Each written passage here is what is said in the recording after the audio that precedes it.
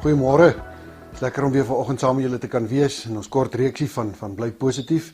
En na so 'n koue week soos hierdie, glo ek almal vir julle is nog warm en is nog gesond. Hou dit so, hoor. Kom ons begin net met 'n gebed. Here Jesus, dankie. Dankie vir 'n nuwe oggend. Dankie vir 'n koue front wat kon verbykom. Dankie dat die winter koud is, soos dit moet wees. Dankie Here vir die Kaap wat goeie reën kry. En dankie dat U die seisoene bepaal en beheer. Dankie dat ons ook te midde van hierdie viruspandemie in ons land op 'n manier kan by mekaar wees. Op 'n manier met mekaar te doen kan hê en ook so die woord kan uitdra, soos vanoggend. Ek wil bid vir elke gesin, Here. Ek wil bid vir elke een wat luister, dat U ons harte sal oopmaak, dat U ons harte sal ontvanklik maak, Here, vir die groot genade wat U aan ons bedeel. Help ons om iets te verstaan, Here, van wie U is en waarmee U besig is. Dankie dat U hier is en dat ons U kan aanbid as ons Here. Amen.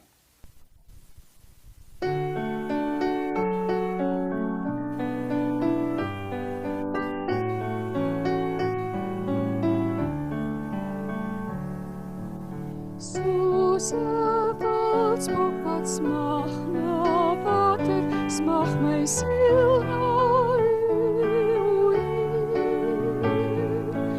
U alleen is my harts verlange en ek bring aan U die eer. U alleen is my bron van krag en U teenwoordigheid wil ek maak. U alleen is my harts verlange en ek bring aan U die eer. Ek soek U meer as goud en silwer, want net U versadig my. Net by U vind ek ware vreugde, deur U Gees wat in my bly. U alleen is my bron van krag en U teenwoordigheid wil ek maak. U alleen is my harts verlange en ek bring aan U die eer.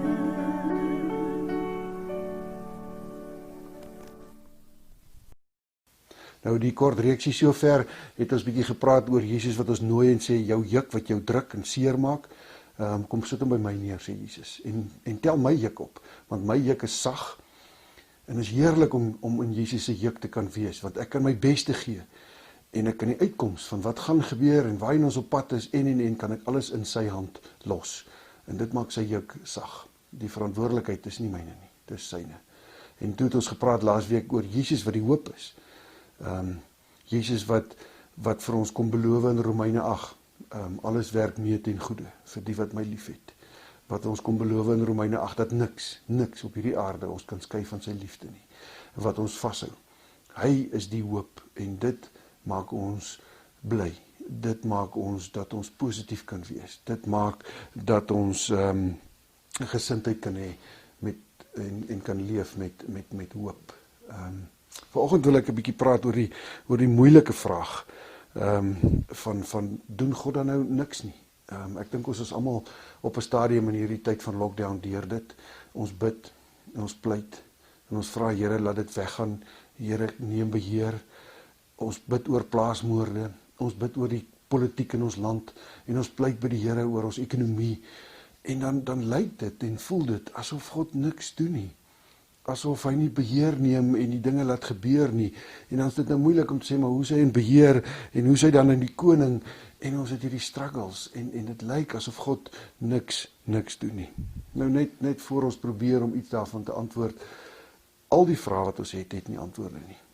Daar's 'n klomp van die vrae wat ons eendag wanneer ons saam met hom in die hemel sal wees, vir hom kan gaan vra.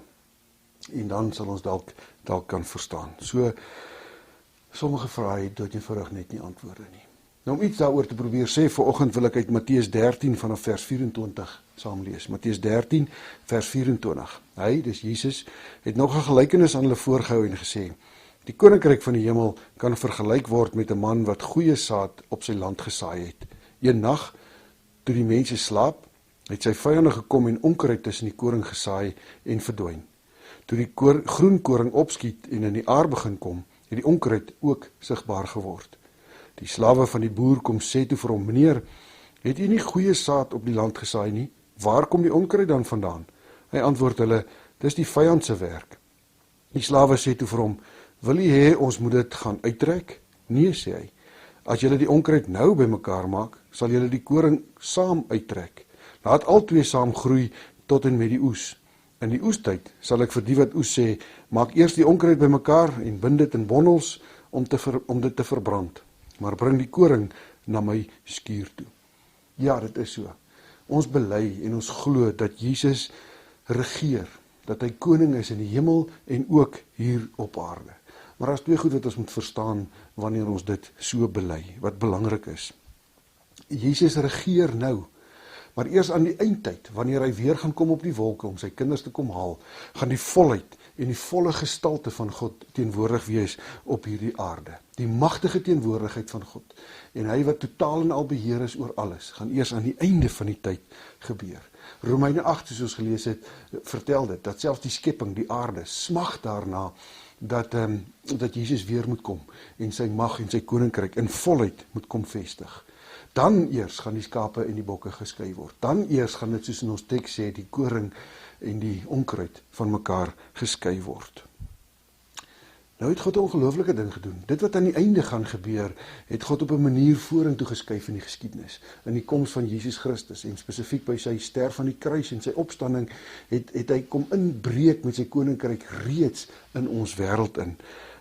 Daarom kan ons bely dat hy reeds nou regeer hier op aarde en ook in die hemel. Maar Jesus se regeer hier op aarde is nie buite mense se keuse en buite die geskiedenis en buite mense se verantwoordelikheid nie. Dit is juis binne in dit wat God regeer. Te midde van keuses van mense, te midde van verantwoordelikheid wat hy vir mense gegee het, daarin regeer hy. So die onkruid en die koring groei saam in hierdie tyd. En ek dink nogal, dis baie keer waar ons vashak, nie? Ons wil so graag hê Jesus moet kom met sy mag, wat aan hom behoort, al die mag, en net doodjevoudig die onkruid kom uittrek en wegvat, sodat ons as koring net lekker kan groei. Maar dan sê die storie wat hy vertel, ons kan nie dit doen nie, want dalk trek ons van die koring saam met die onkruid uit, en dit kan nie gebeur nie. Die storie wat Jesus vertel van die onkruid en die koring, leer ons om te verstaan in die tyd wat ons is. Dis 'n tyd van wat reeds gekom het, maar wat nog nie in volheid gekom het nie. Dit wat reeds hier is, maar die volheid wat nog kom. En dit leer ons om in hierdie tyd te wag. En dis die karaktereienskap wat ons moet hê, is wag. Tussen dit wat reeds gekom het en die volheid wat nog gaan kom. Julle, dit maak nie saak hoe ons daarna kyk nie. Ek en jy kan nie die koninkryk forceer nie. Ek en jy kan nie die koninkryk bou nie. Ons kan nie die koninkryk bepaal nie. God doen dit. Jesus doen dit self. Hy bou sy eie koninkryk. Ek en jy kan net wag vir die dag wanneer hy kom in sy volheid. Nou hierdie wag is nie 'n passiewe wag. Die bus is laat, nou moet ek sit en wag tot die bus kom nie. Nee, hierdie wag wat Jesus van praat en wat die gelykenis ons van wil leer en hoe die koninkryk van Jesus werk, is 'n aktiewe wag. 'n Aktiewe wag wat ek en jy, wat sy kinders is, moet doen. En om aktief te wag beteken ek kan bid elke dag. Here, laat u koninkryk kom in my heel eerste. En dan oor maak my 'n disipel van u. Maak my dat ek u gebooie gehoorsaam. Maak my dat ek 'n gehoorsame burger in u koninkryk kan wees. Laat die koninkryk kom vandag, Here, in my. Die tweede ding wat ons voor kan bid, wat die aktiewe wag duidelik maak, is om te sê, Here, laat u koninkryk deur my kom. Met ander woorde, Here, gebruik my om in die kragveld van u koninkryk te kan saai, te kan suurdeeg wees, te kan leef, sodat ander wat na my kyk, die liefde en die koninkryk raak sien en deel word. Deur my gehoorsame burger van die koninkryk van God wees, bou ek saam met Jesus, as ek in sy slipstream waar hy werk en waar hy besig is om sy koninkryk te bou. Dis hoe dit is om aktief te wag in God se koninkryk.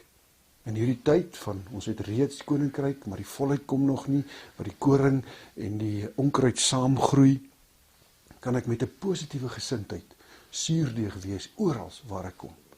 Met 'n glimlag kan ek mense groet en begroet. Ja, deesdae is dit nog 'n bietjie moeiliker want ons dra almal maskers, maar ek kan dit nog steeds sê. Ek kan nog steeds 'n WhatsApp stuur. Ek kan nog steeds iemand bel wat swaar kry. Ek kan nog steeds 'n bord kos uitdeel, brood uitdeel. Ek kan doodeenvoudig net 'n eenvoudige ding doen, soos om al die plastiekborrels wat in my huis is, nie saam in die asblik te gooi nie, maar in 'n aparte sak te sit en op maandag of dinsdag wanneer hulle kom, dit apart te sit, sodat dit makliker is vir ander wat hulle lewe daar uitmaak. Om suurdeeg te wees is om met die liefde van Jesus Christus wat hy vir jou en vir my gegee het in oorvloed te leef. En dis hoe ons aktief moet wag in die koninkryk van God.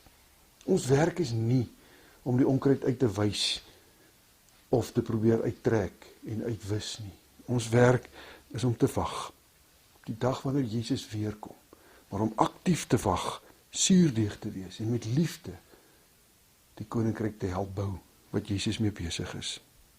So dis nie waar nie. God doen nie niks nie.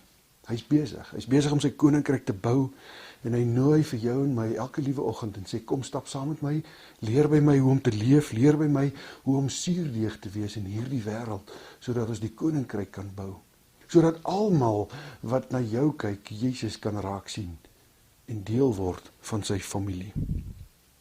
Mag jy onthou dat ons in 'n tussentyd is. 'n Tyd van die koninkryk het gekom, maar die volle almag van God is nog nie op die aarde teenwoordig nie. En dat ons genooi word om in hierdie tyd die koninkryk te bou saam met Jesus. Die tyd terwyl ons wag dat die saad daar is en Jesus weer kom en ons die onkruid en die koring van mekaar kan skei. Mag jy die genade ontvang om aktief te wag op die tyd wanneer Jesus weer kom en saam met God te werk in sy koninkryk. So dink gou 'n oomblik. Is daar 'n naam wat in jou kop opkom wat jy weet ek moet 'n bietjie bel of ek moet bietjie WhatsApp kontak maak? Vrou, gaan dit? Is jy alright? Doen dit sommer nou. Want dis hoe ons suurdeeg is in hierdie wêreld. Amen.